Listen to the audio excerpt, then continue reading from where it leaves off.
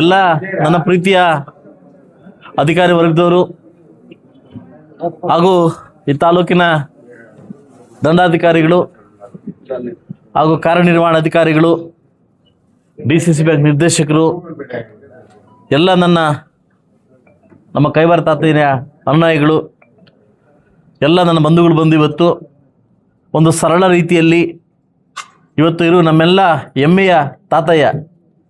ಇವತ್ತು ನಮ್ಮ ಮಕ್ಕಳಲ್ಲಿದ್ದ ಶನಿವಾರ ಬಂದರೆ ನಾವು ಕೈವಾರ ಕೊಟ್ಟೋಗ್ತಾಯಿದ್ವಿ. ಯಾಕಂದರೆ ಆ ಒಂದು ಕ್ಷೇತ್ರಕ್ಕೆ ಹೋಗಿ ಅಲ್ಲೇ ಊಟ ಮಾಡಿಕೊಂಡು ಆ ಬೆಟ್ಟಕ್ಕೆ ಹೋಗಿ ಪಾರ್ಕ್ ಹೋಗಿ ಬರ್ತಾಯಿದ್ವಿ.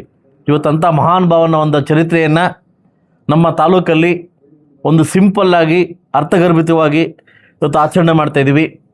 ಬಹುಶಃ 300ನೇದು ಅಂತ ನನಗೆ ಅನಿಸುತ್ತೆ ಆಚರಣೆ ಮಾಡ್ತಾಯಿದ್ದೀವಿ.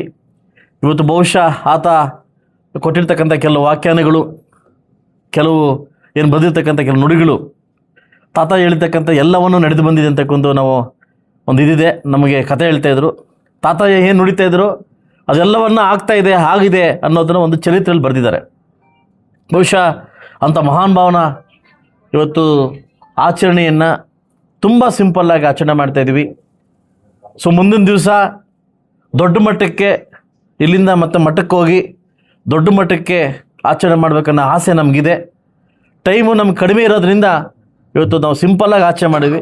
ಬಹುಶಃ ಮುಂದಿನ ವರ್ಷದಲ್ಲಿ ತುಂಬ ಮುಂದೆ ನಾವು ಒಂದು ಕಮಿಟಿ ಮಾಡಿಕೊಂಡು ಆ ಕಮಿಟಿ ಮುಖಾಂತರವಾಗಿ ಅವರ ಅನುಯಾಯಿಗಳಿಗೆ ತಾಲೂಕಿನಲ್ಲಿರ್ತಕ್ಕಂಥ ಎಲ್ಲರನ್ನೂ ಕರೆಸಿ ಈ ಜಯಂತಿಯನ್ನು ಮಾಡಬೇಕಂತ ನಿರ್ಧಾರ ಆಗಿದ್ದೀವಿ.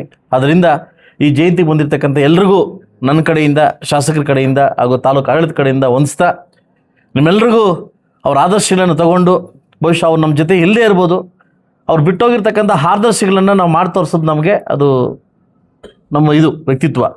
ಸೊ ಅದರಿಂದ ನಮ್ಮ ತಾತಯ್ಯನವರ ಏನವರು ಬಿಟ್ಟೋಗಿರ್ತಕ್ಕಂಥ ಆದರ್ಶಗಳನ್ನು ನಾವು ಮುಂದೆ ಪಾಲಿಸ್ಬೇಕಂತ ಹೇಳ್ತಾ ಅವಕಾಶ ಕೊಟ್ಟಿದ್ದಕ್ಕೆ ಎಲ್ಲ ನನ್ನ ಪ್ರಮುಖ ಅಧಿಕಾರಿಗಳಿಗೂ ಹಾಗೂ ಎಲ್ಲ ನಮ್ಮ ಮುಖಂಡರಿಗೂ, ಇಲ್ಲ ನಮ್ಮ ಬಲಜ ಸಂಘದ ಎಲ್ಲರ ಮುಖಂಡರಿಗೂ ನನ್ನ ಕಡೆಯಿಂದ ಶುಭಾಶಯ ತಿಳಿಸ್ತಾ ನಾನು ಮಾತು ಮುಗಿಸ್ತಾ ಇದ್ದೀನಿ. ಹೆಚ್ಚಿನ ಸುದ್ದಿಗಳಿಗಾಗಿ ಮುಳುಬಾಗಿಲು ಟೈಮ್ಸ್ ಯೂಟ್ಯೂಬ್ ಚಾನೆಲ್ ಅನ್ನು ಸಬ್ಸ್ಕ್ರೈಬ್ ಮಾಡಿ, ಶೇರ್ ಮಾಡಿ, ಬೆಲ್ ಐಕಾನ್ ಒತ್ತಿ.